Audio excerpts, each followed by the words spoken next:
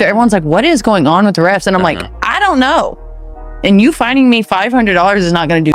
This was exactly the kind of fight back Caitlin Clark's supporters had been craving from her teammates. And in Sophie Cunningham, they ended up getting far more than they bargained for, because Sophie wasn't just Caitlin's protector, she became the loudest megaphone for fans and the biggest migraine for Commissioner Kathy Engelbert. Let me lay it out. As the 2025 season wore on, you could see Sophie's patience with the league's nonsense hit zero. Every hard shot on Caitlin, every ignored whistle, every meaningless fine thrown her way, none of it shut her up. Instead, Sophie went harder at refs, media, her former teammates, even the league itself. Nobody was untouchable. And here's the part that should make the WNBA nervous. This was only chapter in. What follows is Sophie's evolution from Caitlin's protector to the league's most dangerous nightmare. Each moment more bold and satisfying than the last. But first, hit that like button and drop your favorite Sophie moment in the comments. Just the competitor that I am. I'm fierce, I'm sassy.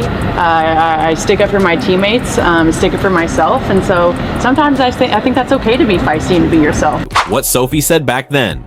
It turned out to be a huge understatement. When she signed with the Fever, fans were buzzing because this team badly needed what she promised: grit, a shield against the endless cheap shots aimed at Caitlin Clark. But Sophie gave more than energy. She brought something fans recognized instantly: real, authentic loyalty to Caitlin. I mean, you know, she has changed our game in the best possible way in every way.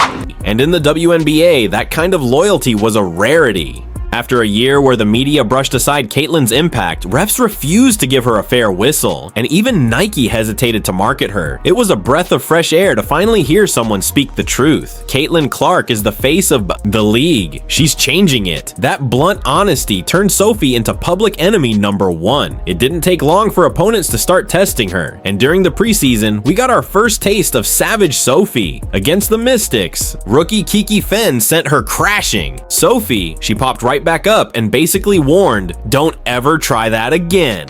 Look, you go down into the trees and things happen, and Kiki Fenn right there, they had an extra little shove, and she's just like, what I do? Well, you kind of grow up, and then Sophie Cunningham pops right up and has a lot to say.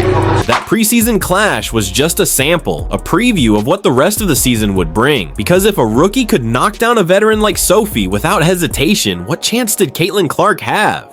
It was open season on the Fever, and Sophie's mission was about to become painfully obvious.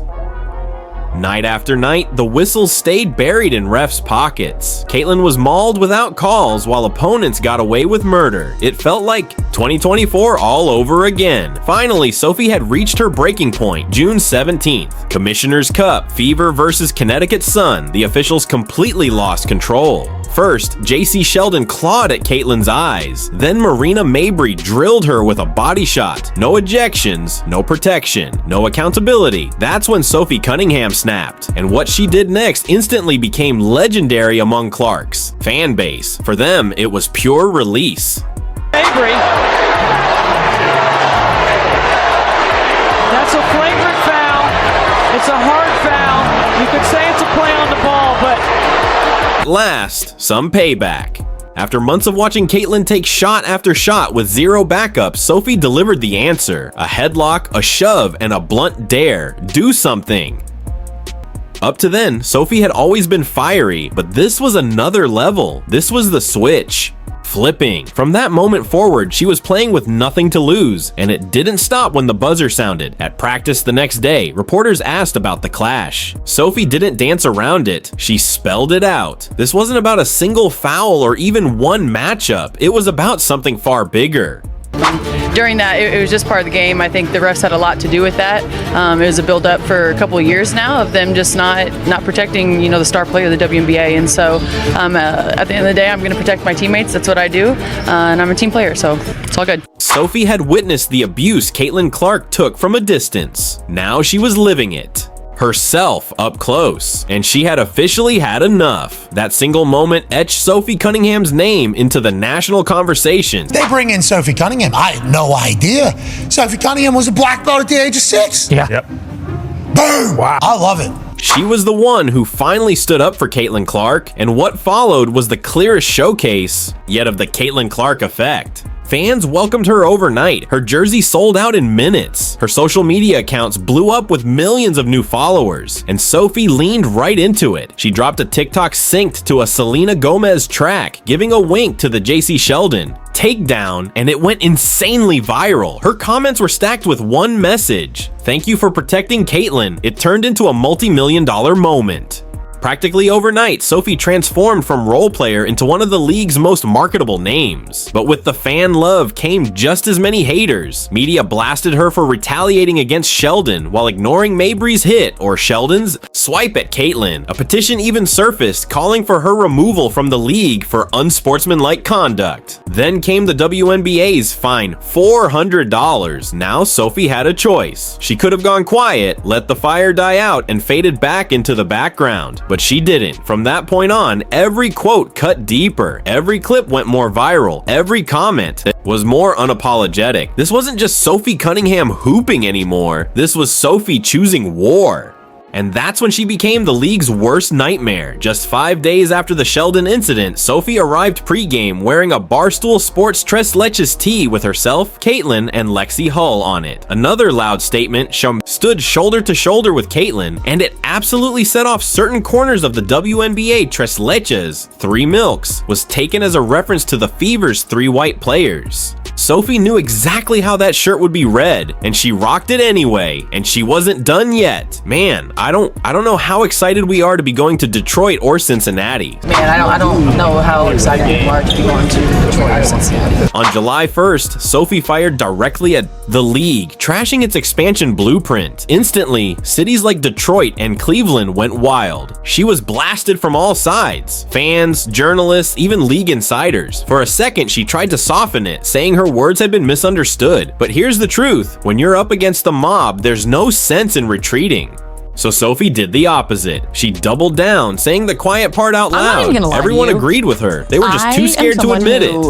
Says what everyone else is thinking or talking about, not just with the refs, Did you post but that with after Detroit, after you guys lost? with Cleveland. I want people to hear what I just said. I am the only one, but if you ask our league, they feel the same exact way.